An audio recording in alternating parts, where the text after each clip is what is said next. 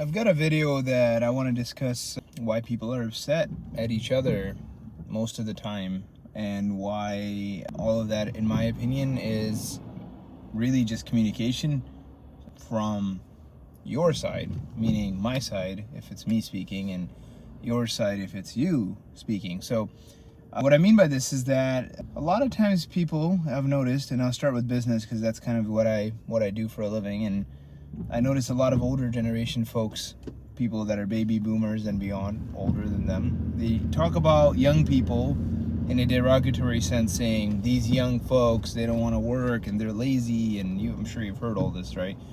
Which, I mean, we all know that's a bunch of baloney, because young people are not lazy. I mean, holy crap, who runs this world right now is people that are not baby boomers. I mean, baby boomers are retiring, and young people are getting crap done. And, I mean, I'm sure that some metrics they're not, and other metrics, things are going even better than they've ever have. So it can't be that they're lazy, that it's just that they're maybe not motivated by the same things.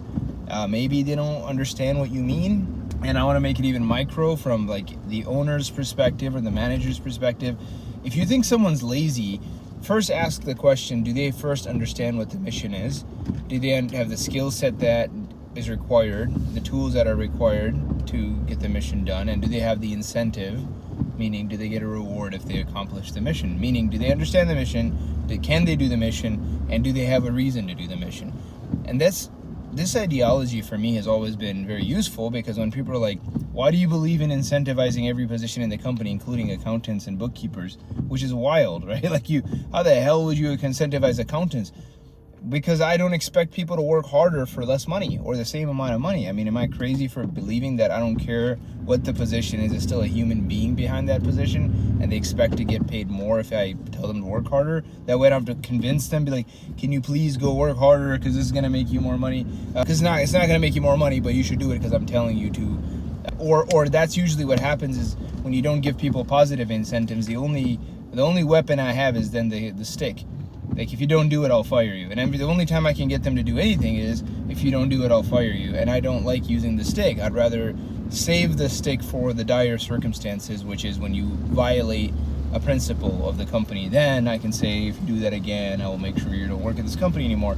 But 99% of the time, when I have instructions for people to get things done that I want, that are in the best interest of the company, it is, do this so that you can get more. Because when you do that, you get more, but I also get more, and so does everyone else. Therefore, you should do it. And the carrot works a lot better when you incentivize people, and it works really well also when you have clear directions and skill sets and tools for the people, and people understand exactly what they're doing and why they're doing it. Well, this also applies to your personal life. If you are in a relationship with somebody and you're upset at them, ask yourself, have I given them clear direction on what it is that I want? Have I given them the skills or the tools? Is it in their power to do what I'm asking? And do they have the incentive to perform? Meaning, do they have clear instruction on how this benefits our relationship? How this benefits them? How it benefits me? How it gets us closer to our relationship vision? Whether it's a friendly relationship, a romantic relationship, a marital relationship, a father, son, daughter relationship, cousin, brother, whatever, right? Do you have a vision for that relationship? You guys have heard me talk about, I don't believe in friendships because they're too open-ended for me, right? I like relationships that are peers, comrades, husband, wife. We're building an empire together. We're building a family together. We have a vision, right? And that's why it's important that the relationship is always precedented on a vision of, why are we even together in the first place? Why do we even give each other the time of day? Because time is precious. And the second, do you have the skill sets to help me get there? Or are you going to at least work on getting the skill sets to help me get there? And the third, do you have a stake? Do you have skin in the game? Do you also win when I win? Do we win when we get what we want? Do you also get something out of that? Guys, I'm telling you, people are not bad. Never assume that someone's hurting your feelings because they're just bad. Nobody wins, right? Even if you think about like the most evil person in the world that just wants to hurt people's feelings, they still don't win by hurting people's feelings. Ultimately, they get hated. Well, who wants to be hated? Well, someone does, I'm sure, but at the end of the day, it's not in their best interest. So nobody wants to piss you off. No one's out here thinking that you're not that important, that someone's like, oh, I'm going to be lazy today so I can make him in a bad mood. Like, dude, you're in a bad mood because of you. I'm in a bad mood because of me.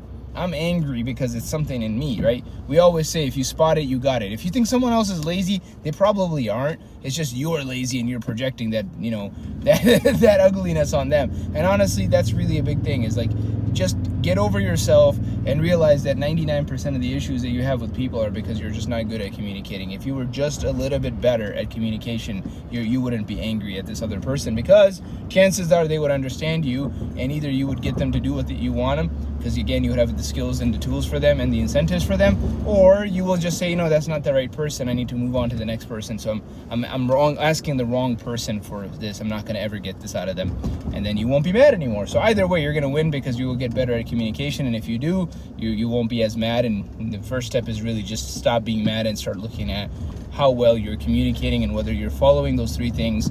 Do they understand what it is? Do they have the skills and tools? And do they have the incentives? If you do that in every relationship, I promise you, it's going to make you a lot cooler, and you start focusing on what you can control, which is how you communicate. Thank you very much. I'll see you.